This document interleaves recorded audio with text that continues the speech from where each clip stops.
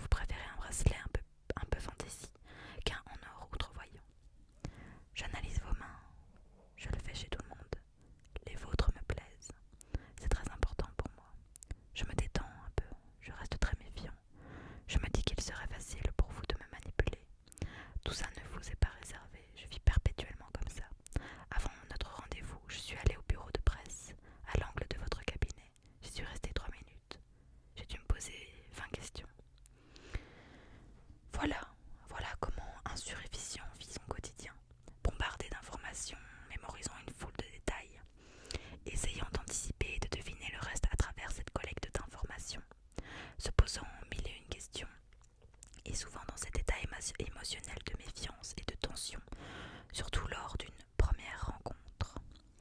Ainsi, si vous pensez trop, la première caractéristique de votre cerveau est d'être hyperesthésique.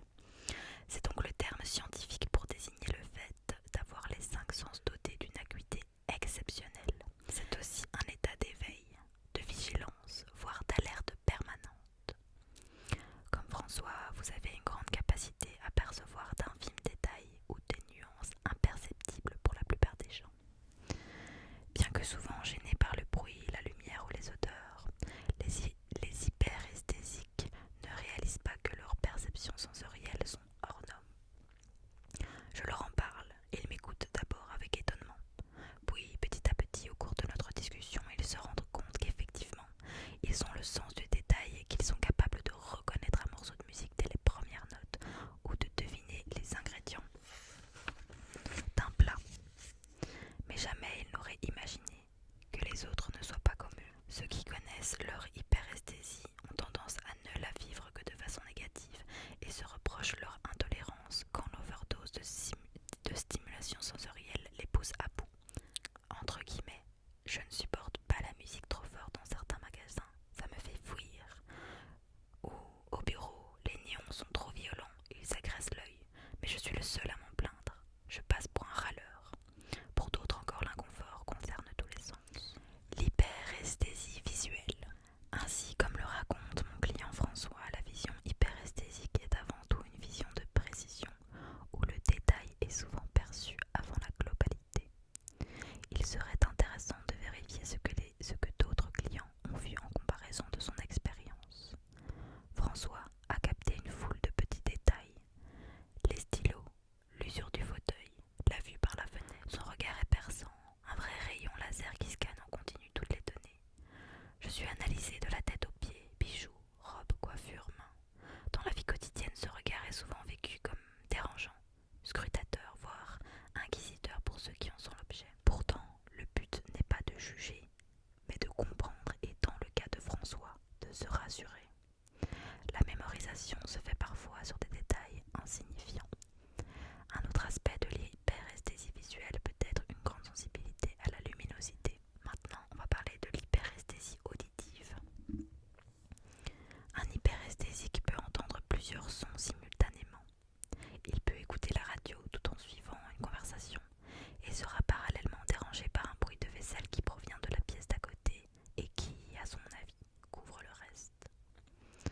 C'est un régal de pouvoir entendre la musique d'une façon suffisamment fine pour repérer la délicate phrase musicale du saxophone au milieu des autres instruments. Ça l'est moins de ne pouvoir faire abstraction du bruit d'une tondeuse à gazon dehors où on est le seul à l'entendre. Souvent, les hyperesthésiques auditifs entendent mieux les sons graves que les sons aigus. Il en va de même avec les bruits lointains, mieux perçus que les sons plus proches. Ce qui fait qu'ils seront gênés par une musique de fond pour suivre une conversation. Les titres des informations à la télévision comme à la radio sont la plupart du temps donnés sur le générique musical d'un journal. Cela rend leur audition pénible pour de nombreux surréviseurs mentaux qui doivent faire un effort pour entendre la voix du journaliste au milieu de cette tintamarre. François guette ma voix, écoute mon pas, trouve le son du parquet froid et remarque l'absence de sonnette. Maintenant, nous allons parler de l'hyperesthésie kinesthésique. L'ambiance d'un lieu, l'humidité ou la sécheresse de l'air, la chaleur, le toucher rugueux ou doux, le contact d'un vêtement, toutes ces informations sont captées en continu. François dit qu'il m'aurait bien embrassé. Il n'a pas osé. C'était une première séance, mais c'est assez fréquent que rapidement, les hyperesthésiques demandent à me faire la bise. Dans certaines circonstances émotionnellement chargées, ils souhaitent être serrés dans mes bras ou me serrer dans le leur. Il n'y a rien d'ambigu dans cette demande. Ils ont besoin d'une étreinte chaleureuse, un vrai hug à l'américaine. Cela leur permet de gérer le trop-plein émotionnel, mais aussi, comme le dit François, d'avoir plus d'infos. La règle en psychothérapie traditionnelle qui veut qu'on ne touche pas ses patients ne peut pas fonctionner avec eux. Ils sont beaucoup trop tactiles. L'hyperesthésie olfactive.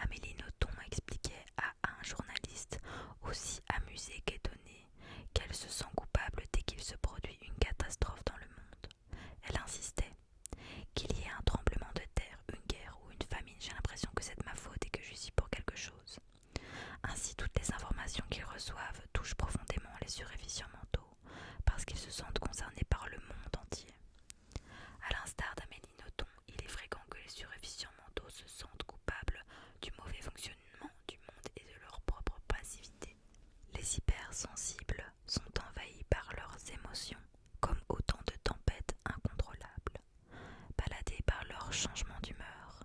Ils font des montagnes russes entre anxiété, excès de colère ou de rage et des moments de déprime.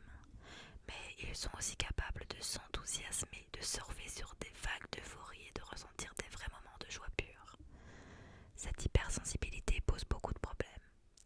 À l'inconfort d'être impuissant à garder le contrôle s'ajoute l'incompréhension de ses propres mécanismes et la désapprobation de l'entourage, car dans notre société, les gens sensibles, émotifs et affectifs sont encore trop souvent considérés comme des gens fragiles, immatures et pulsionnels, donc forcément naïfs, stupides et irréfléchis. La psychologie a même très vite le réflexe de les étiqueter borderline.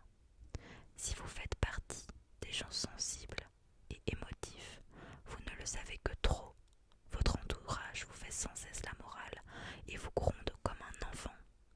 C'est stupide de pleurer ou de s'indigner pour si peu. Il ne faut pas prendre les événements autant à cœur. Il faut s'endurcir.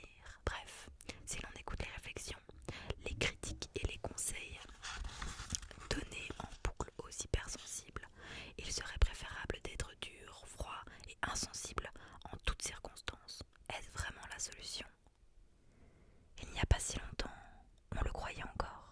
Seul comptait l'esprit rationnel, la logique et les décisions sans affectif. Les émotions étaient nos ennemis et ne pouvaient que nous égarer dans nos choix et nos déductions. Heureusement, depuis quelques années, le vent tourne, car on commence à s'apercevoir que les émotions ont un rôle significatif dans le processus de la pensée et dans la prise de décision. On parle maintenant de QE, quotient émotionnel, pour désigner cette intelligence émotionnelle. Ce QE mesure les compétences de l'individu dans les domaines du contrôle de ses pulsions, de sa motivation personnelle, de son empathie et de sa capacité à s'entendre avec les autres. Les suréfficients mentaux ont un grand potentiel émotionnel qui les encombre plus qu'il ne les comble, tant qu'ils n'ont pas appris à les dompter. Jugés, critiqués, honteux de ce qu'ils sont, les gens hypersensibles ont bien évidemment une image déplorable d'eux-mêmes. Pourtant, essayons d'imaginer un monde sans l'expression de cette sensibilité exacerbée. Il n'y aurait aucune créativité, pas d'empathie, pas d'humour. La population serait rationnelle dans le self-control permanent et sans chaleur. Que deviendrait l'humanité sans capacité à s'indigner, à se révolter, et surtout sans cet enthousiasme souvent complètement fou, mais si contagieux? L'hypersensibilité est un réel contre-pouvoir. L'hypersensibilité